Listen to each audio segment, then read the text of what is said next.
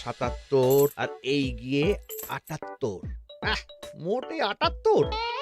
এর চেয়ে বেশি তো নবাবের দেহরক্ষীর কাছে থাকে। দূর দূর দূর দূর, অনেকদিন মহারাজকে হাত করে মোহর নেওয়া হয়নি।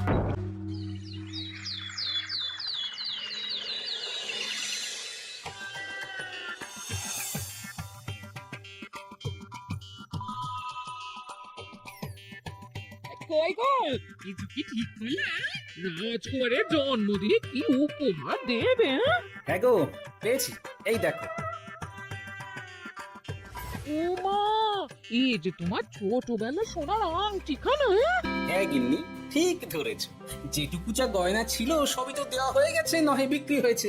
আর তো কাউকে কিছু দেওয়ার নেই, তাই ভাবলাম এটাই উপহারে দিই। এ ভালো ভেবেছো। বেশ, আসি তাহলে, ওদিকে সবার দেরি হয়ে যাচ্ছে গিন্নি।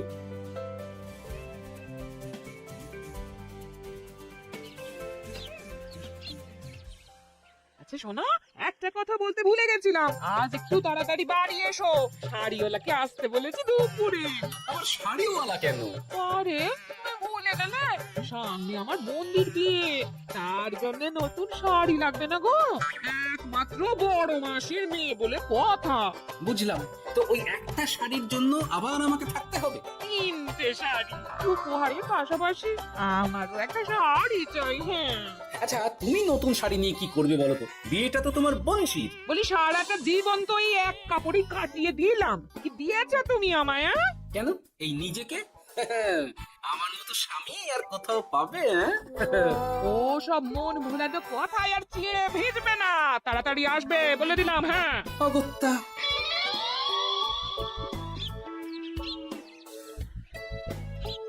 দূর, গিন্নিরও যত কথা সব বেরোনোর সব। আবার তাড়াতাড়ি ফিরে আসতে হবে শাড়ির জন্য। দেখি মহারাজকে বলি অগ্রিম বেতনের জন্য, না হলে তো শাড়ি কেনা যাবে না। তাও একটা হলে হতো, কিন্তু এনাকেও দিতে হবে। আসলে সত্যিই তো, গিন্নি আমার কত যত্ন আত্তি করে, কিন্তু তাকে আজ পর্যন্ত তেমন কিছু উপহার দিতে পারিনি। না, গিয়ে বলি।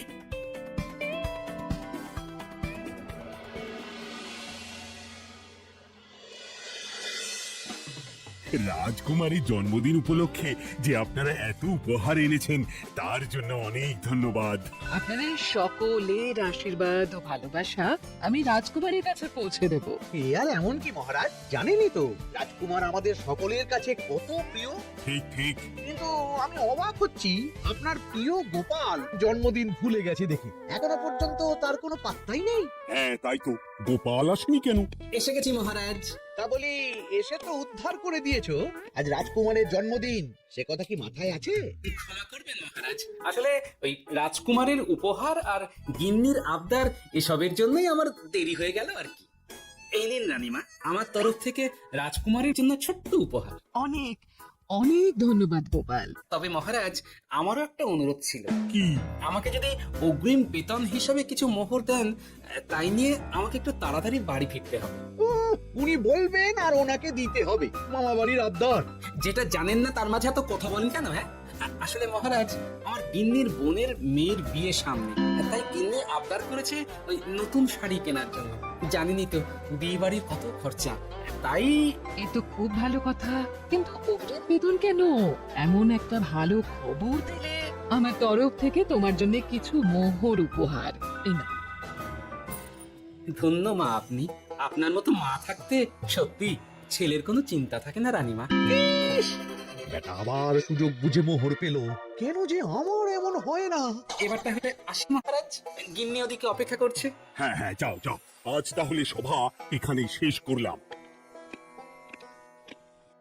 মহারাজ, আপনার সাথে আমার একান্তে কিছু কথা আছে, আমি অন্দরমহলে গেলাম। রানীমার আবার হঠাৎ কি হলো, ব্যাপারটা দেখতে হচ্ছে।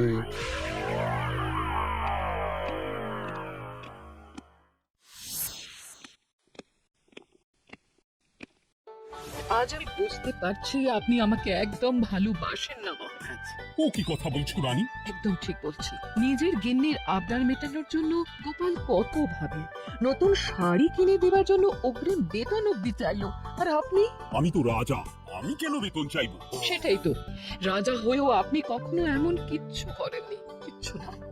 আর রাগ করি না, আমি তোমাকে সব থেকে সুন্দর শাড়ি উপহার দেব, একেবারে সোনার সুন্দর কাজ করা মুক্ত বসানো শাড়ি।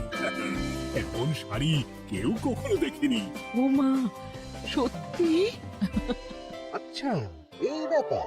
গোপালের কথা শুনে এবার মহারাজ ও রানীমাকে উপহার দেবে। ধুর, আমারই ভাগ্যটা খারাপ।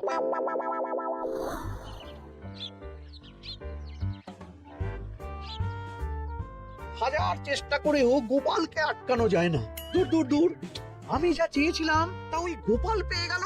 ও কি গো, তুমি কার সাথে কথা বলছো? দুর্ভাগ্যর সাথে। কি সব অলক্ষণে কথা?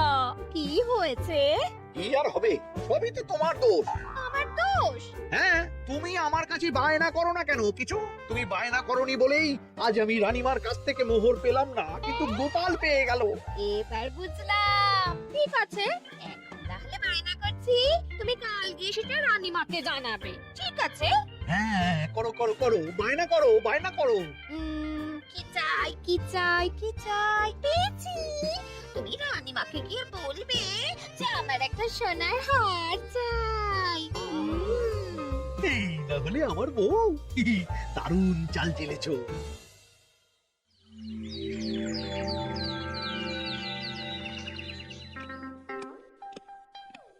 কি গো মন্ত্রী, আজ যে তুমি দেরি করলে বড়। আগে মহারাজ, আমাকে সময় নিয়ে শোনাতে শোনাতে মন্ত্রী মশাইয়ের মনে হয় নিজেরই সময় জ্ঞান খারাপ হয়ে গেছে। তুমি থামো তো মহারাজ, আমারও খুব বড় একটা বিপদ হয়ে গেছে। একমাত্র রানীমাই আমাকে বাঁচাতে পারবেন। আমাকে একটু ওনার সাথে দেখা করার অনুমতি দিন মহারাজ। কিন্তু তোমাদের রানীমা তো এখানে নেই। আসলে জানোই তো যে কুমার অনেক দূরে থাকে, তাই গতকাল রাতেই রওনা দিয়েছে। সে কি, রানীমা নেই? এবার কি হবে আমার? কেন কেন কেন, কি হয়েছে? আসলে মহারাজ, আমার বউ আমার কাছে সোনার হার গড়িয়ে দেওয়ার বায়না করেছে, তাই আমার। বুঝেছি বুঝেছি, চুপ করো তুমি। এখন তোমাকে মোহর দিতে পারবো না। কেন মহারাজ? পরের মাসে দিতে পারবো। আসলে তোমাদের রানীমাকে সোনার সুতো দিয়ে কাজ করা এক শাড়ি উপহার করেছি সদ্য, যার জন্য অনেক খরচ হয়ে গেছে। তাহলে আমার সোনার হার পরের মাসে গড়িয়ে দিও। এটা তো ঠিক না।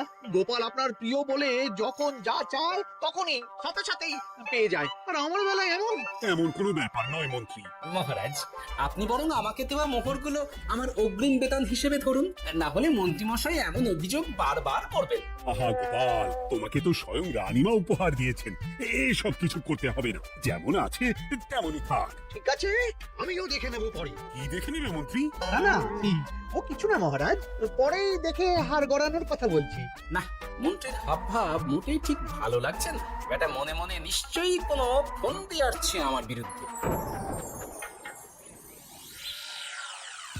কিছু একটা করতেই হবে। গোপালের ওই মোহর উপহার পাওয়াটা আমি কিছুতেই মেনে নিতে পারছি না। একটু মাথা খাটাই, একটু মাথা খাটাই। উপায় পেয়েছি। আমাকে এখনই নবাবের কাছে গিয়ে মহারাজের নামে বলতে হবে।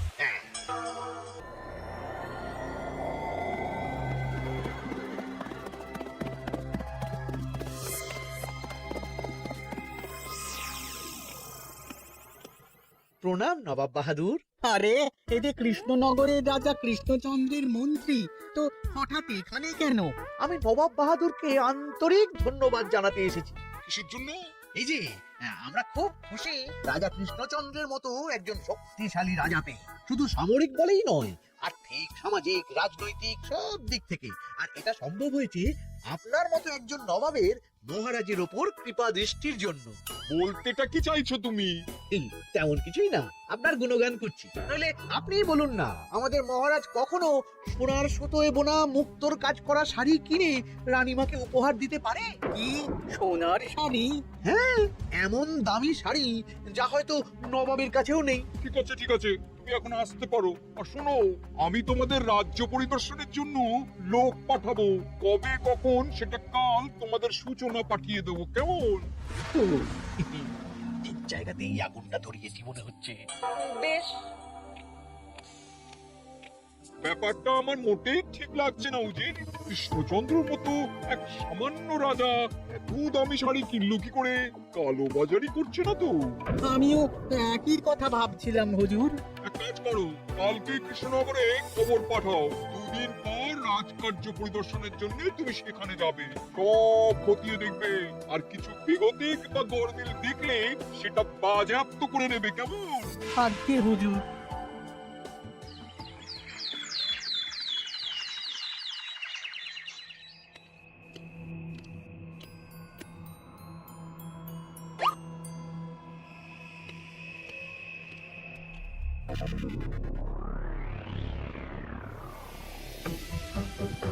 কি হয়েছে মহারাজ, কার চিঠি? নবাবের রাজকার্য পরিদর্শনের জন্য লোক পাঠাবে দুদিন পর। এতে চিন্তার কি আছে মহারাজ? চিন্তার বিষয় আছে। নবাব আমার রাজকোষের হিসাবও মিলিয়ে দেখতে চায়। কোনো একটা ভাবে নবাবের কানে আমার সোনার শাড়ি কেনার কথাটা চলে গেছে, তাই সন্দেহ করছে। সে কি কাণ্ড! নবাবকে তো চিনি, ভুল ধরার কোনো সুযোগ ছাড়বে না। আর চিঠিতে পরিষ্কার লিখে দিয়েছে, হিসেবের একটু এদিক ওদিক হলে সে সব বাজেয়াপ্ত করে নেবে। হায় কপাল, এ সব হয়েছে গোপালের জন্য। অমনি শুরু করে দিলেন। আচ্ছা আমি আবার কি করেছি বলুন তো? তুমিই তো করেছো। সেদিন যদি তুমি তোমার গিন্নির শাড়ি কেনার কথাটা রানীমার কানে না তুলতে, তাহলে রানীমাও মহারাজের কাছে শাড়ির জন্য বায়না করতেন না, মহারাজও সোনার শাড়ি কিনতেন না, আর নবাবও জানতে পারতেন না। একদম ঠিক কথা বলেছে মন্ত্রী, সব দোষ তোমার গোপাল। মহারাজ আপনি এমন বলছেন? হ্যাঁ বলছি, কারণ এটাই হয়েছে। দুশ্চিন্তায় এখন মাথা খারাপ হয়ে যাচ্ছে আমার। আমি জানি না তোমার জন্য আজ অব্দি এমন বিপদে কবে পড়েছি। এবার তোমাকে এখান থেকে বেরোনোর উপায় বের করতে হবে। আর যদি তা না করতে পারো, তাহলে আজ পর্যন্ত তোমাকে যত মোহর উপহার দেওয়া হয়েছে, সেই সব উপহারের মোহর ফেরত দিতে হবে। সব মোহর যে প্রায় খরচ হয়ে গেছে মহারাজ, আবার আমি কোথা থেকে পাবো? সেটা তুমি জানো। এইবার গোপাল ভালো মতো জব্দ হয়েছে। এই যে লঘু পাপে গুরুদণ্ড। গোপাল পড়ল কাঁদে, এমন দেখে মন্ত্রী হাসে আর আমার মনটা কাঁদে।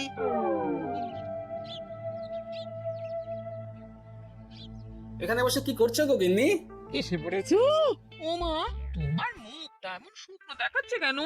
আর বলো না, এই হিসেবের ঠেলায় সবকিছু বেহিসাবি হয়ে যাচ্ছে একেবারে। আচ্ছা তুমি কি করছিলে ওই রসিদগুলো নিয়ে? দেখে হিসেব করছিলাম এই মাসে অনেক খরচ হয়েছে কিনা, সেই বুঝে পরের দিনগুলো চালাতে হবে গো। কি বললে? রসিদ দেখে হিসেব কষা? আরে, এটা তো আমার মাথাতেই আসেনি। ধন্যবাদ গিন্নি, আরো একবার তোমার জন্য এই যাত্রায় আমি বেঁচে যাব মনে হচ্ছে।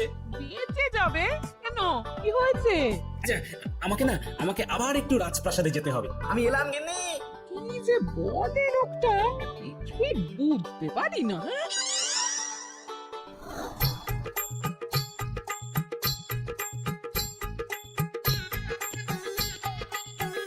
আসতে পারি মহারাজ? এ কি গোপাল, তুমি? আর কোনো চিন্তা নেই মহারাজ, নবাবকে হিসেব বোঝানোর উপায় পেয়ে গেছি। কি বলছো? কি উপায়? এই দুদিনে আপনি শুধু সকল প্রজাদের কাছ থেকে পুরনো রসিদ সংগ্রহ করুন, তাহলেই কেল্লা ফাতে। তাই নাকি? আর নয়তো কি? তবে এ ব্যাপারে মন্ত্রী মশাইকে কিন্তু কিচ্ছু জানতে দেওয়া যাবে না। শুধু আমি যা বলছি তাই করুন মহারাজ। সে তো বুঝলাম, কিন্তু প্রজাদের থেকে পুরনো রসিদ সংগ্রহের কথা ঘোষণা করলেই মন্ত্রী এমনিই জানতে পেরে যাবে। চিন্তা করবেন না মহারাজ, আমার কাছে এটারও উপায় আছে। আপনি শুধু খেয়াল রাখবেন যাতে এই কথা বাঁচতান না। বাকিটা ভরসা রাখুন, কৃষ্ণনগরের একটা ঘাসও নবাব বাজেয়াপ্ত করতে পারবে না।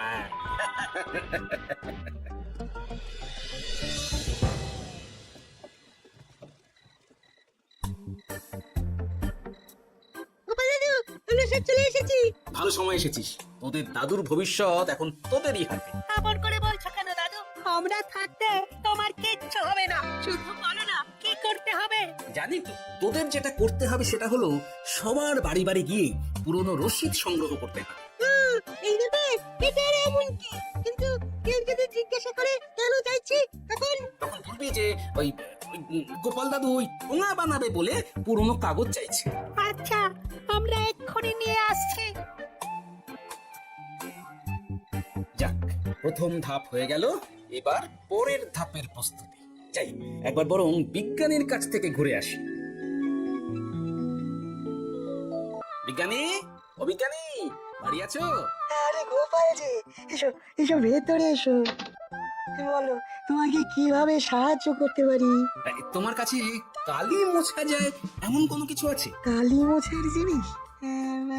হ্যাঁ, একটা তরল রাসায়নিক পদার্থ আছে যেটা সব ধরনের কালি তুলে ফেলে। এটা দেখছি। অনেক ধন্যবাদ বিজ্ঞানী।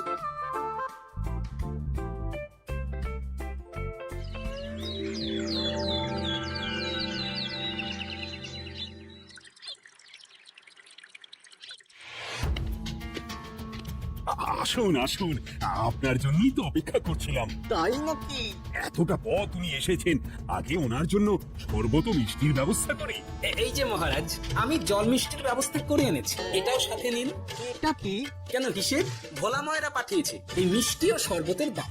এর মধ্যে এই কাজের সাথে যুক্ত ভোলা ময়রা আর তার পরিচারকের পারিশ্রমিকও যুক্ত আছে।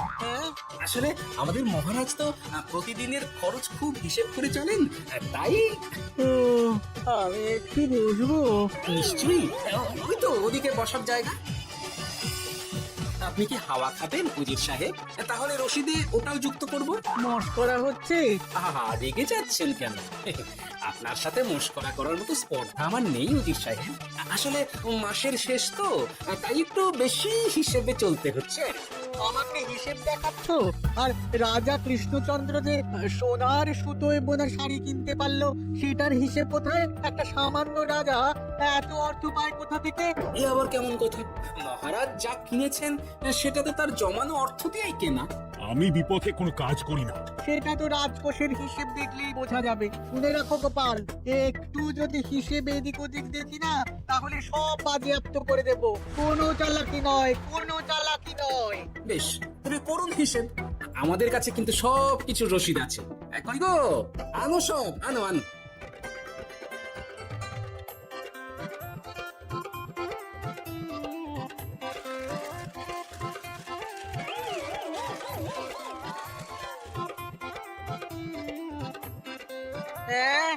এত রসিদ? আপনি বরং নিশ্চিন্তে হিসেব কষে নিন, আমরা আসি।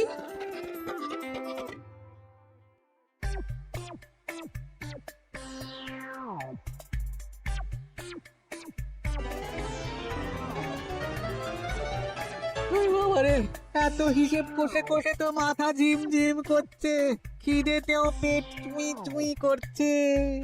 আপনার হিসেব কত দূর উজির সাহেব? আমাকে এখান থেকে নিয়ে চলো গোপাল, আমি আর পারছি না। ও কি, অঙ্ক কষে কষে তো আপনার সব শক্তি শেষ হয়ে গেছে দেখছি। আচ্ছা চলুন চলুন চলুন, কিছু মুখে দিয়ে দিন, তাহলে শক্তি আসবে। তাই চলো।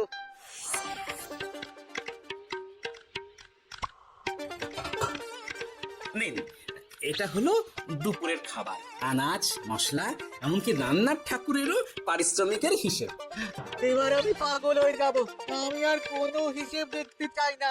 সব সময় কি আর হিসেব নিয়ে চলা যায় নাকি? কি আর করা যাবে বলুন? হিসেবে না চললে আপনি তো মহারাজের উপার্জনের উপর সন্দেহ করবেন, আর বেশি খরচ হলেই সম্পত্তি বাজেয়াপ্ত করবেন। তাই বলে সব কিছুতেই হিসেব? কোনো একদিকে বেশি খরচ হলে বাকি দিকগুলো এইভাবেই কম করে চলতে হয়। কি ঠিক বলিনি? আমি আমার ভুল বুঝতে পেরেছি গোপাল, এবার আমাকে রেহাই দাও। আসলে তোমাদের মন্ত্রী নবাবের কাছে গিয়ে তোমাদের রাজার নামে উস্কেছে। মন্ত্রী? খেয়েছি, পালাতে হবে দেখছি।